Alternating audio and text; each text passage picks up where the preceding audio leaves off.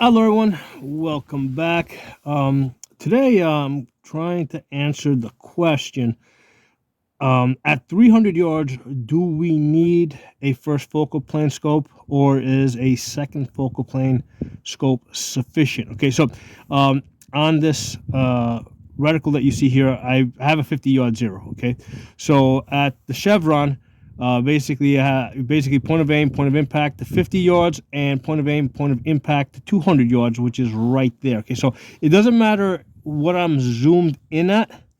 Okay, I'm just putting the tip of the chevron on my target. So if I was shooting that tire, it'd be right there. Now at 100 yards, which is right here, basically I'd be about 3 inches high when I put the tip of the chevron on the target. And on a man-sized target, I would just use a whole chevron as an aiming point. Okay, so out to 200 yards, which is there, um, the second focal plane, first focal plane, not an issue because at any magnification, we're using just the chevron right on the target.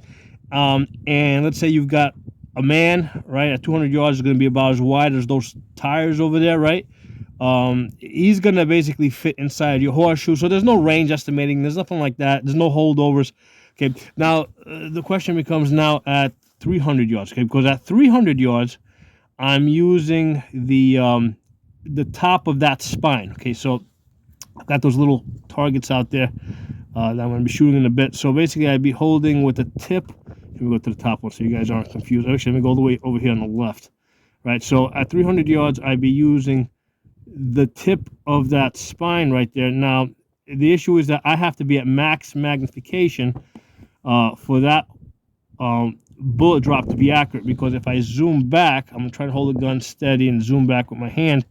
As I zoom back, you see how the spine now drops way down. Okay, so likewise, if I'm like, because this is a 1 to 10, right now I'm at 3 magnification, and let's say if I want to stay at 3 magnification, right, and if I'm using the top of the spine, well, it's wrong, okay, because when I go to max magnification, wrong way, right, so I'm holding at the top of the spine.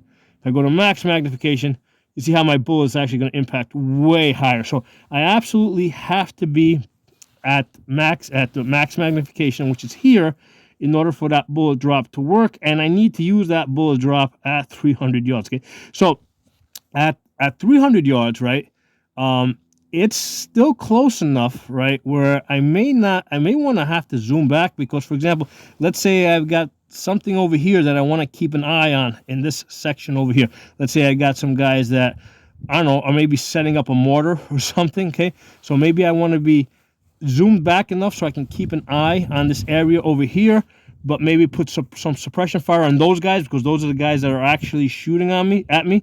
So the problem with the second focal plane is that I have to be zoomed all the way up in order for that holdover, for the bullet drop to be any good. But now I can't see those guys off to the left. I have to zoom back to about there, so now I can kind of see the guys in the left part of my scope and put suppression fire. So I mean, what I would do is, if I was doing this with the second focal plane scope, what I'm basically, I have to kind of ignore what would be my normal holdovers, and I would kind of treat this like a red dot. So with a red dot at 300 yards, basically I'm putting the dot on the person's face so I can drop the bullets into the body. Okay, so right there I can see this area over here, right?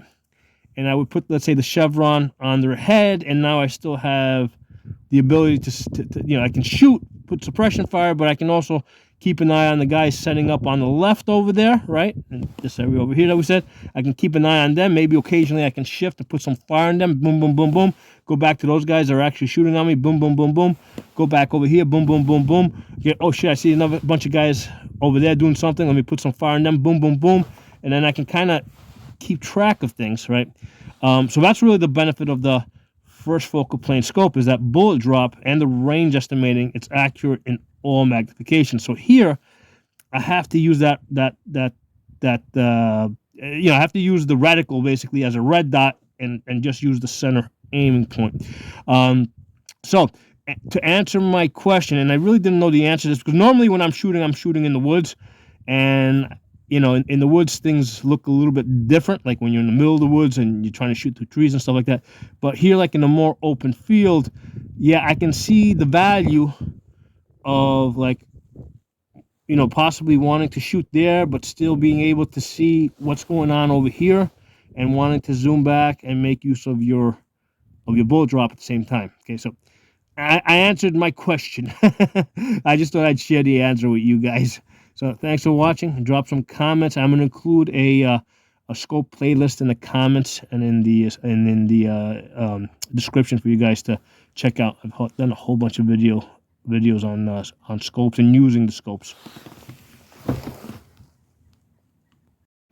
Hey everyone, I want to add one more thing. I want to talk about the benefit of the second focal plane, because we talked about the benefit of the first focal plane, which is that the bullet drop and all the subtensions retain their relative measurements. The benefit of the second focal plane is that the reticle doesn't shrink down when we zoom out, so that dark horseshoe basically functions as a red dot, that we can use that to quickly get on target. With first focal planes, that becomes a struggle. They have to design the reticle in such a way that there's like outer posts or something to guide you to the center. That's not an issue with the second focal plane.